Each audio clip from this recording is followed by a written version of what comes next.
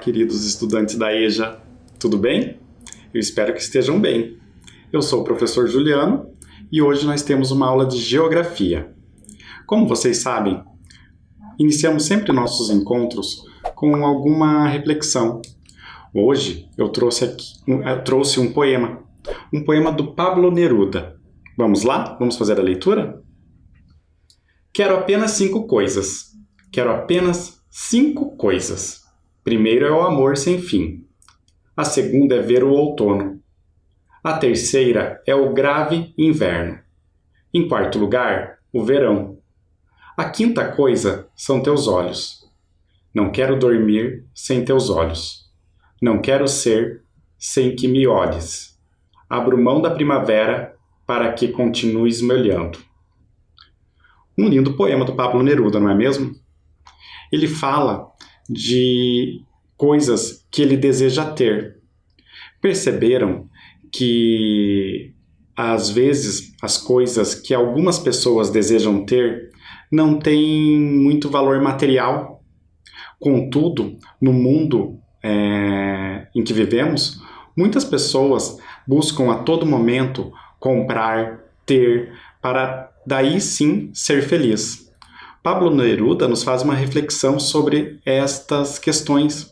Como é importante desejar algo mais na vida?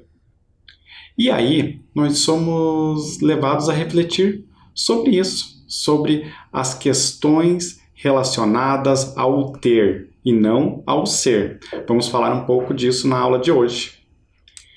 O tema da nossa aula é o consumo e a qualidade de vida. Será que a nossa qualidade de vida está relacionada ao consumo, às compras, ao ter? É importante refletir sobre isso. Eu gostaria que agora vocês pegassem o material de vocês, a caneta, o lápis que vocês costumam fazer as anotações, o caderno, e registrassem a data em que vocês estão assistindo a aula de hoje e também o tema da nossa aula. Vamos lá?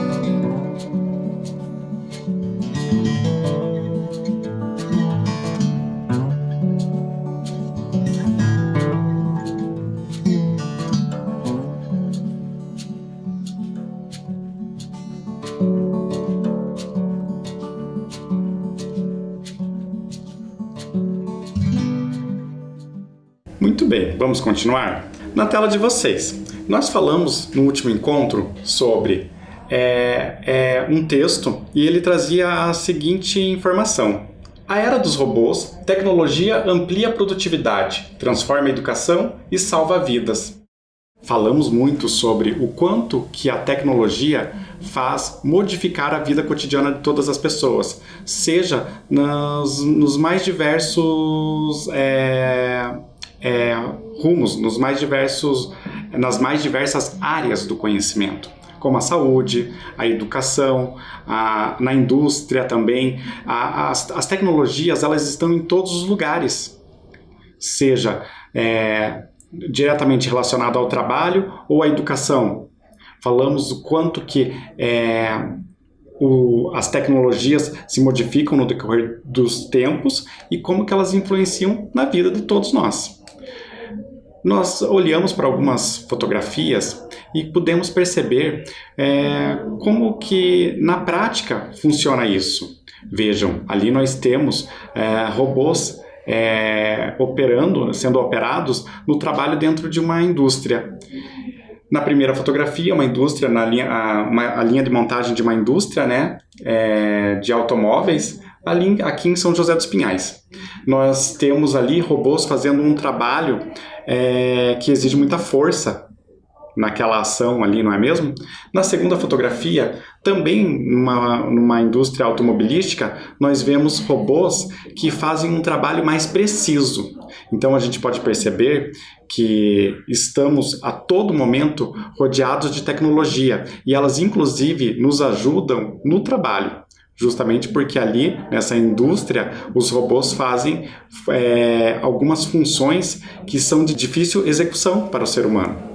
Claro, temos que avaliar todas as questões relacionadas a isso, como questões do emprego e o quanto que isso influencia na vida dos trabalhadores, né? É um grande impacto quando substituímos um robô por 10, 20, 30 trabalhadores. Mas a tecnologia, em muitos aspectos, também faz melhorar a vida das pessoas. Aqui nós temos também uma representação mostrando como que o uso desses super robôs está ocorrendo nas mais variadas partes do mundo.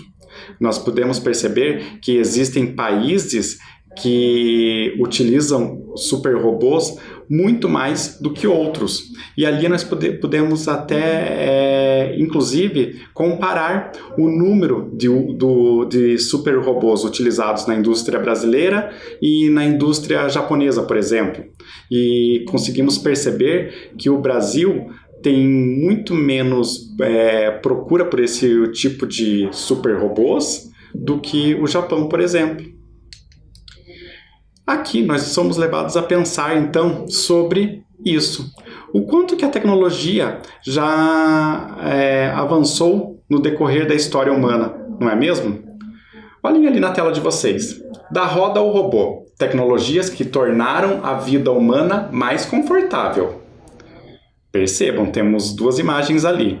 Na primeira temos uma roda, mas uma roda bem diferente da que nós percebemos ou visualizamos aí na vida cotidiana. É uma roda um pouco diferente. Então ela vai lembrar muito a invenção, do momento em que a roda foi criada, né? Quando as primeiras pessoas conseguiram ter contato com esse tipo de instrumento. Ali, mais ou menos, aí, há 5.000 anos. E numa imagem ao lado, nós temos ali um drone. Um drone que hoje facilita muito a vida das pessoas e é um instrumento extremamente moderno, faz parte aí dos tempos atuais, não é mesmo? E se vocês recordarem, falamos nos últimos encontros que um drone pode, por exemplo, fazer filmagens aéreas e ajudar muito a vida de todos nós. No decorrer da história, o ser humano sempre buscou dominar as tecnologias para facilitar a sua vida. Dominou o fogo, inventou a roda e criou utensílios para a caça. Desse modo, pôde economizar energia física e dar atenção a muitas outras atividades. Dos diversos conhecimentos humanos, destaca-se o controle sobre as fontes de energia. Precisamos de diferentes fontes de energia para estudar, cozinhar, limpar, iluminar cidades e movimentar máquinas. Olhem que interessante.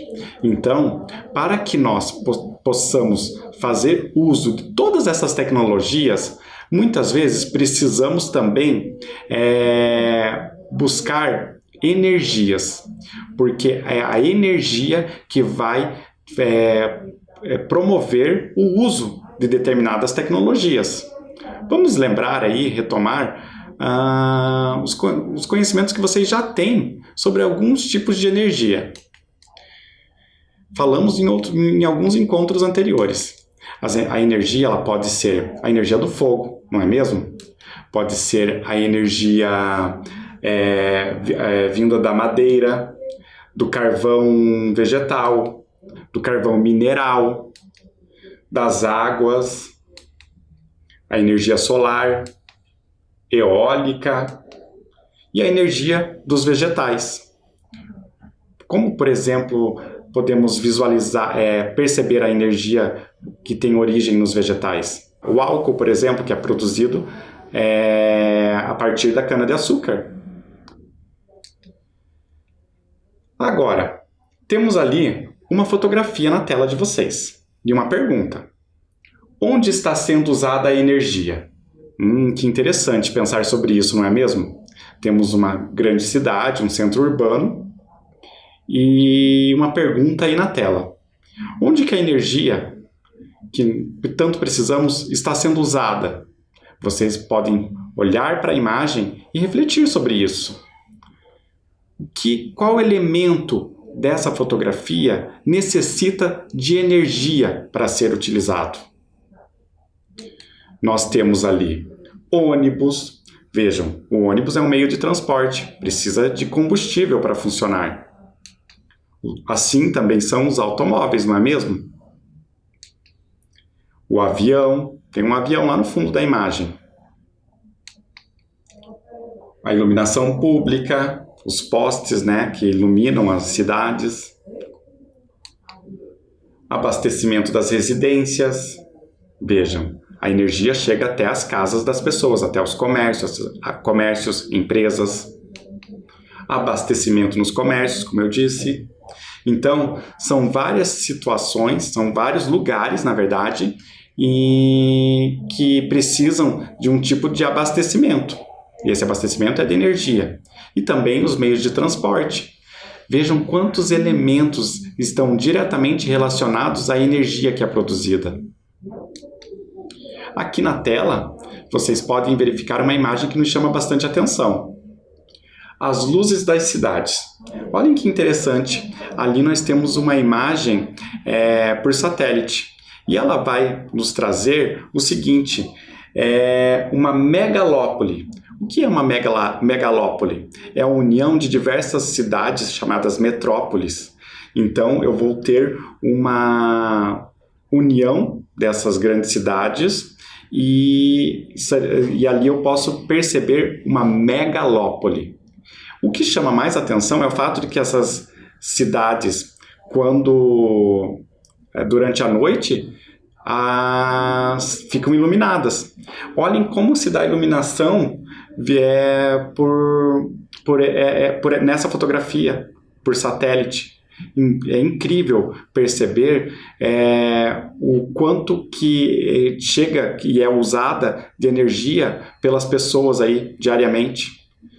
Interessante. Então, essa megalópole ali é formada pelo Rio de Janeiro, São Paulo e Campinas. 3 grandes cidades. Muito interessante pensar sobre isso e verificar a energia usada por esses centros urbanos. Aqui na tela de vocês, nós temos a eletricidade e a qualidade de vida. Percebam que ali aparecem diversos objetos, utensílios domésticos que utilizamos na nossa vida. Uma geladeira, uma máquina de lavar, um chuveiro elétrico. Temos também lá o micro-ondas, a TV. E percebam, todos eles têm em comum o quê? O fato de que precisam de energia. A maioria deles ali é a energia elétrica. E com isso, somos levados a pensar que somos dependentes da energia elétrica. Por quê? Todos esses objetos, de alguma forma, nos ajudam na vida cotidiana. Como que faremos comida sem um fogão? Como que poderemos conservar os alimentos, por mais tempo sem uma geladeira? Ou conseguir tomar banho quente sem um chuveiro elétrico, naqueles dias frios de inverno, não é mesmo? Então, somos dependentes da energia elétrica. Aqui nós temos uma tabela que mostra os domicílios brasileiros que possuem geladeira. E ali a gente tem essa tabela com uma divisão por região brasileira e uma porcentagem ao lado, em épocas diferentes, no ano 2000 e no ano de 2010. Nós podemos perceber que lá na tabela, na parte de cima, nós temos a região norte. A região norte apresentava lá em 2000 65% dos domicílios, das residências, com geladeira. 10 anos depois, em 2010, esse número aumentou, foi para 83%. Se vocês notarem, ali estão apresentadas as 5 regiões brasileiras. Vamos ver ali a última região, que é a região onde vivemos, a região sul, onde está o nosso estado, o estado do Paraná. Ali no ano 2000, estamos ali na última linha, tá, pessoal? No ano 2000, tínhamos 91% de domicílios, casas, residências com geladeira. Em 2010, esse número aumentou para 96%. Então, podemos perceber aí, comparando essas duas regiões das quais falamos, que esse número só aumentou. Na região sul, aumentou relativamente pouco. Em 2000, 91%. Em 2010, 96%. Aumentou aí um pouco, 5%. Já na região norte, aumentou de 65% em 2000 para 83% em 2010. Aumentou bastante, quase 20%. Então, vocês podem perceber que a geladeira, que é um equipamento doméstico tão comum na residência de todo mundo, ainda não está presente na totalidade da população. Ou seja, não são todas as casas que possuem esse equipamento. Mas a grande maioria sim. Agora eu gostaria que vocês pegassem o caderno de vocês para resolver uma questão. Olhem ali na tela de vocês. A região brasileira com a maior mudança entre 2000 e 2010 foi... E eu tenho um espaço. Nesse espaço, vocês vão preencher com o nome da região que apresentou ali a maior mudança entre 2000 e 2010. O gráfico, a tabela, perdão, irá ficar na tela de vocês para que vocês possam responder a questão. Vamos lá?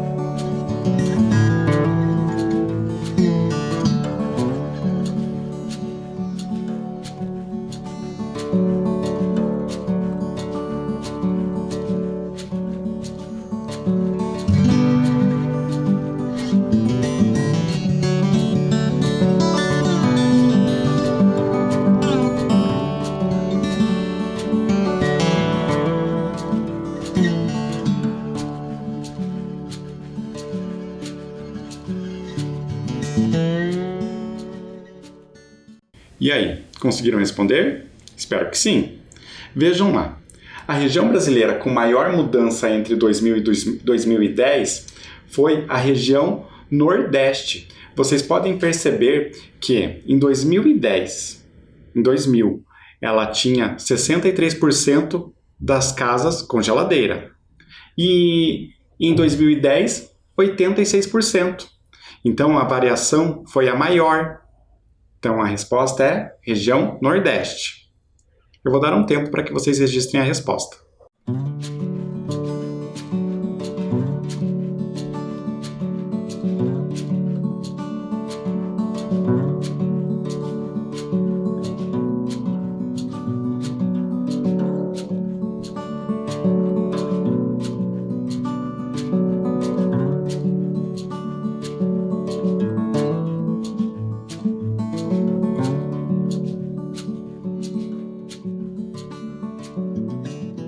E agora vamos para a próxima questão. Na tela de vocês, a região brasileira mais bem servida em eletricidade em 2010 foi. Então vocês vão precisar olhar para o maior número. Qual região tem o maior número em relação a geladeiras por domicílio, por residência? Vamos lá? Vou dar um tempo para que vocês respondam.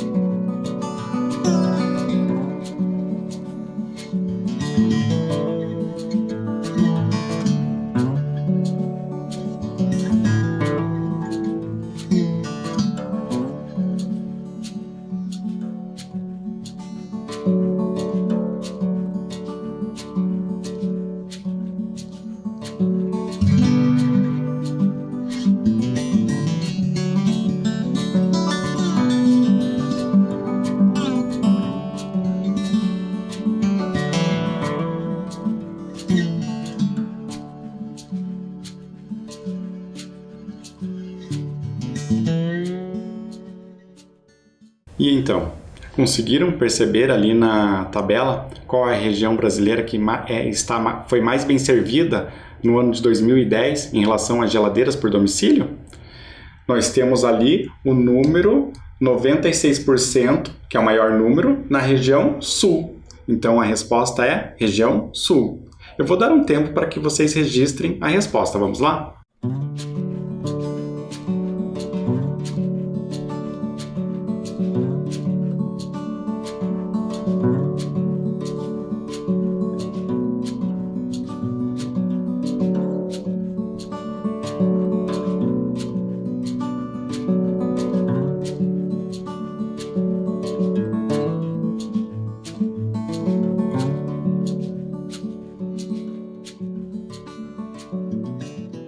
E agora?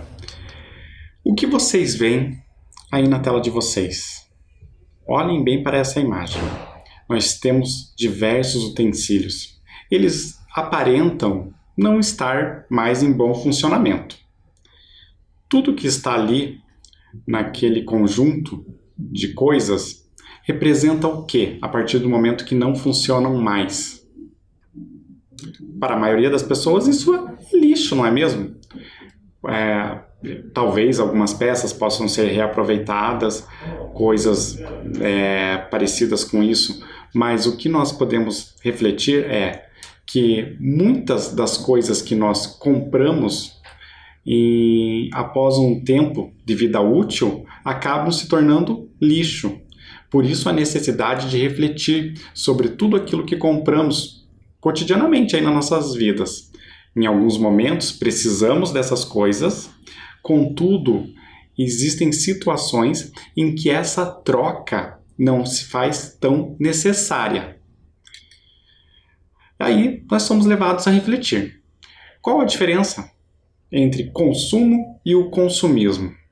Nós consumimos coisas que precisamos. Os nossos alimentos, as nossas roupas, materiais escolares, tantas coisas que fazem parte das nossas necessidades básicas.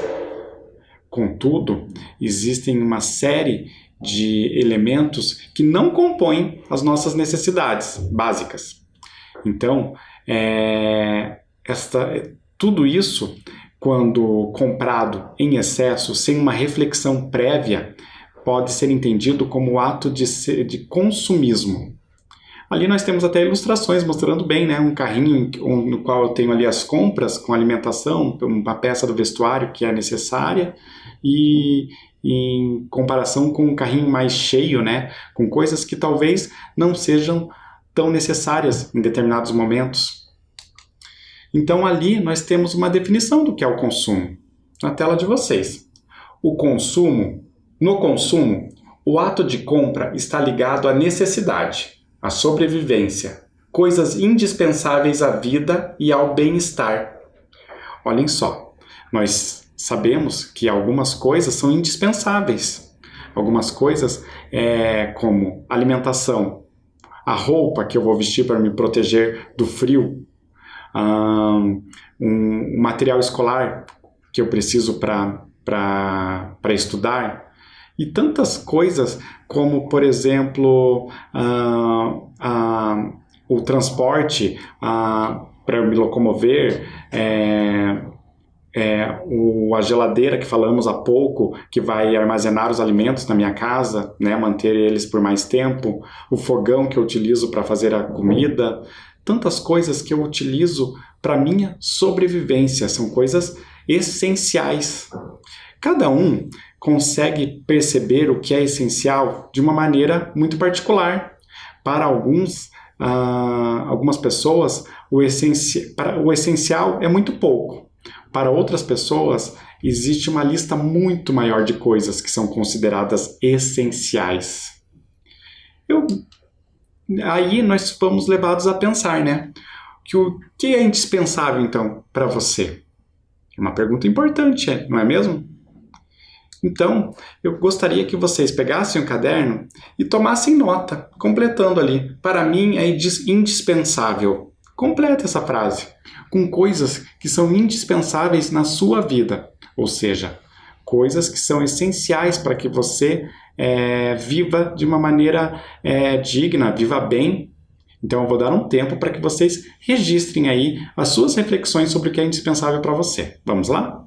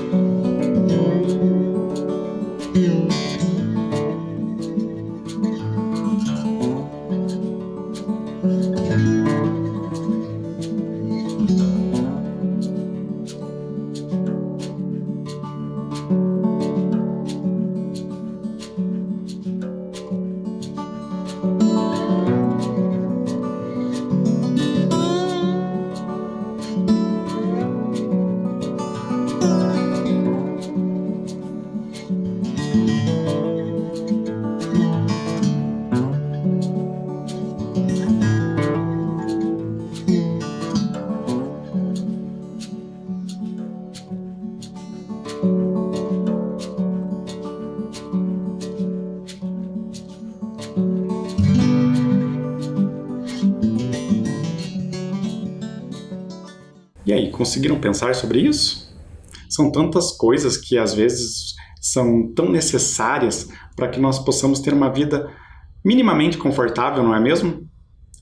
Coloquei alguns exemplos aqui só para a gente retomar, mas essa resposta é uma resposta particular, uma resposta sua, aquilo que você acredita ser essencial. Mas coloquei algumas coisas só para lembrar, todos nós. Alimentação, água encanada, energia elétrica, transporte. São várias coisas que são essenciais. Eu coloquei algumas para chamar a atenção, caso você não tenha lembrado de nenhuma até então. Acho difícil. Eu vou deixar na tela para que vocês concluam essa resposta. Vamos lá?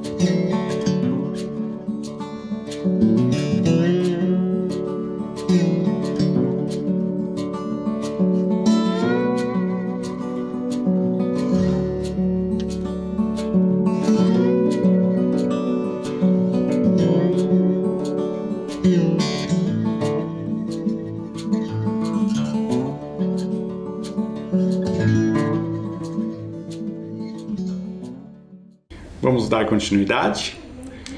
Ali na tela de vocês nós temos então uma definição do que seria esse consumismo. Olhem lá. O consumismo rompe essa relação de necessidade. O indivíduo está adquirindo algo que não precisa. O consumismo está vinculado ao gasto de produtos sem utilidade imediata, ou seja, supérfluos.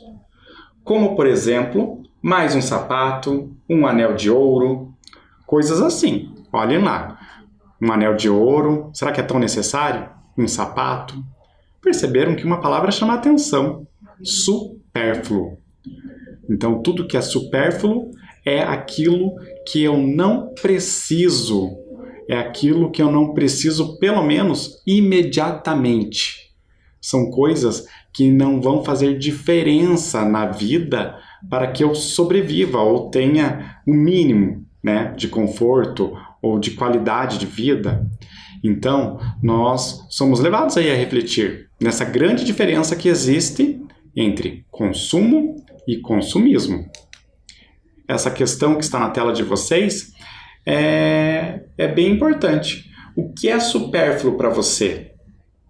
Será que o que é supérfluo para você é diferente do que é supérfluo para mim?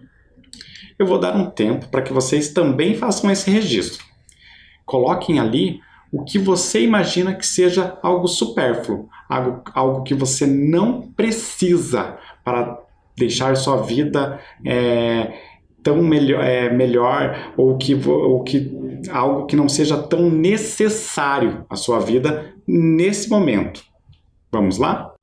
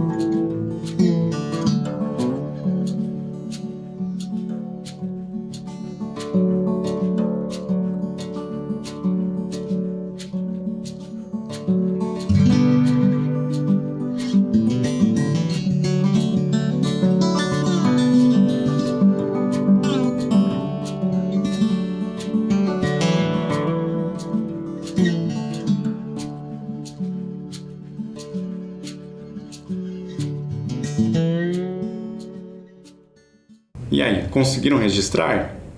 Vejam, como no exercício anterior, essa resposta também é muito pessoal. Eu gostaria que vocês colocassem ali tudo que vocês entendem que seja supérfluo.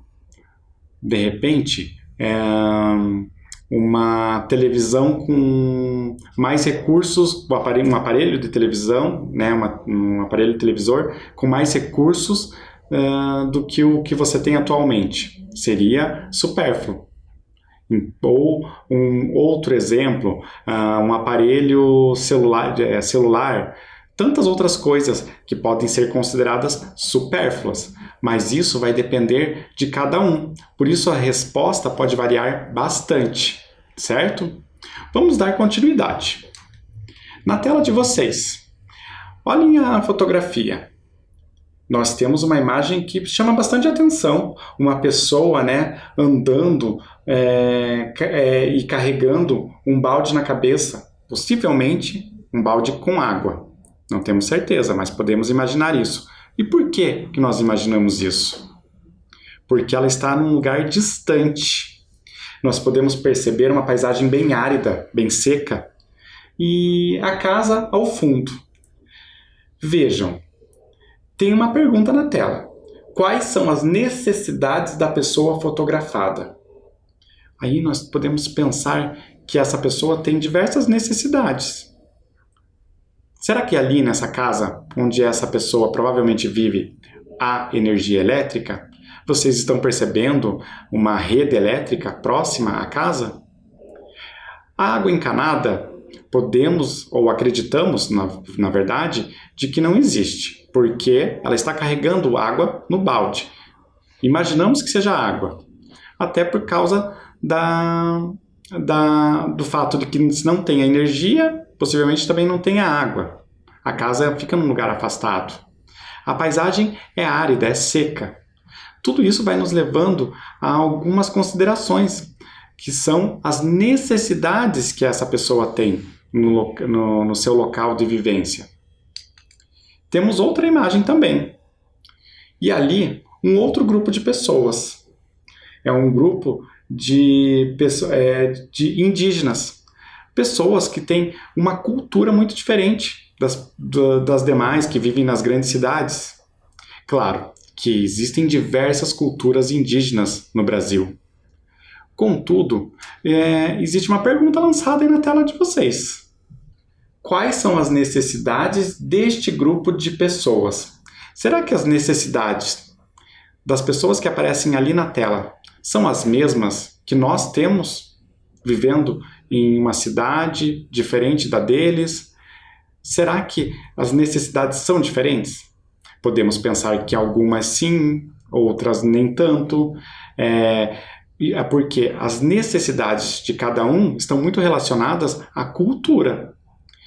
Como eu disse anteriormente, a população indígena é muito variada e por isso também possui culturas diferentes, que vai variar de população para população. Podemos pensar que algumas estão muito inseridas, não é mesmo?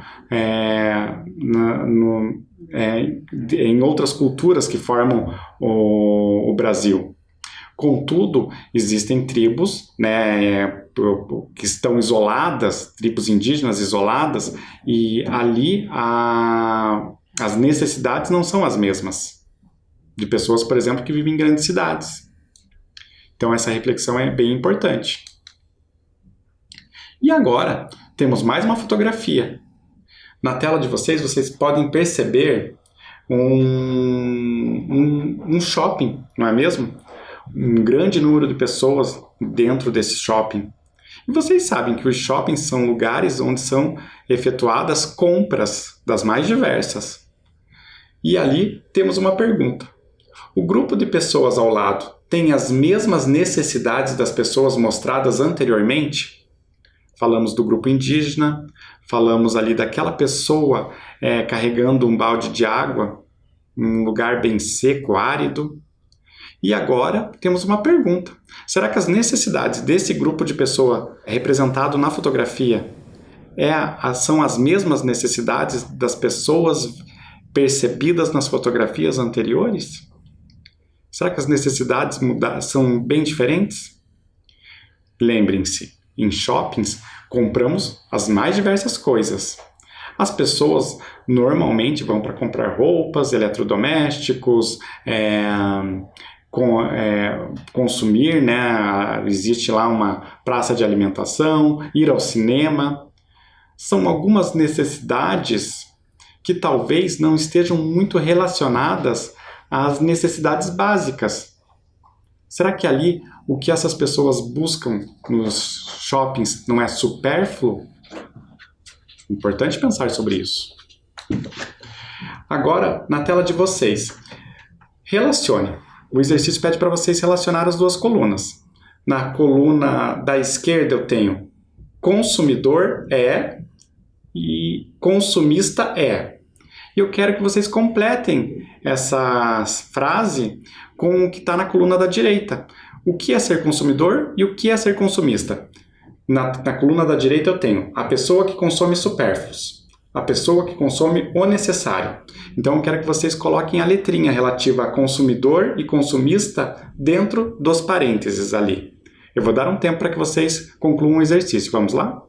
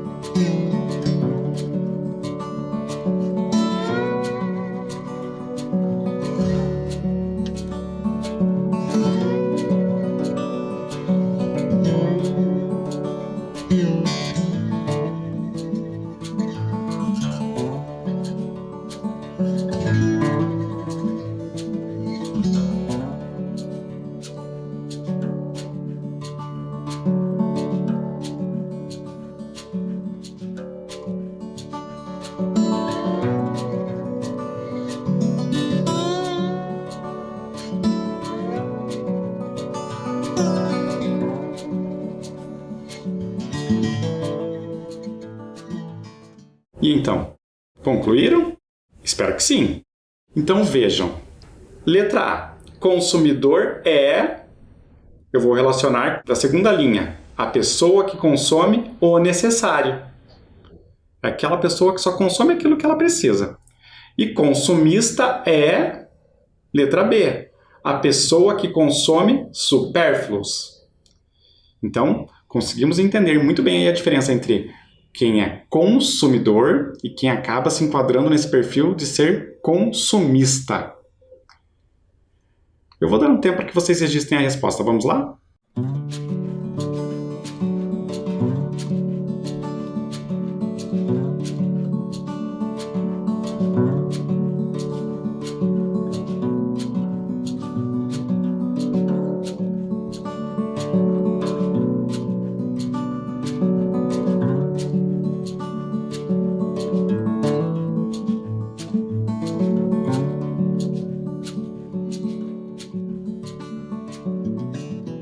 E então, terminamos por hoje, pessoal. Eu queria agradecer pela aula de hoje e já deixamos marcado aqui o nosso próximo encontro. Até lá, pessoal. Tchau!